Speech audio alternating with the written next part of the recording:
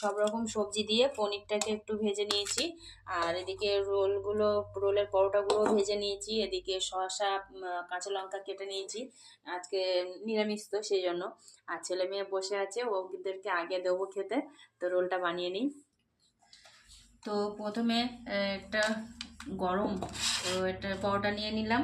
তারপরে এই যে পনিরটা দেখুন লম্বা লম্বা করে করা, তো এইভাবে দেওয়ার জন্য। আর সবজি, সব রকম সবজি, ক্যাপসিকাম, বিনস, গাজর, তারপরে আলু, তারপরে বিট আছে, লাল বিট দিয়েছি। আর এটা মেয়ের জন্য বানাচ্ছি, সেই জন্য আর কাঁচা লঙ্কা দিলাম না, একটু শসা দিলাম। আর নিরামিষ তো, নিরামিষ এসব ছাড়া আর কিছুই দেওয়া যাবে না। তো এই যে বানিয়ে নিলাম। আর ছেলেরটা বানাবো একটু লঙ্কা দিয়ে, এটা মেয়ের জন্য।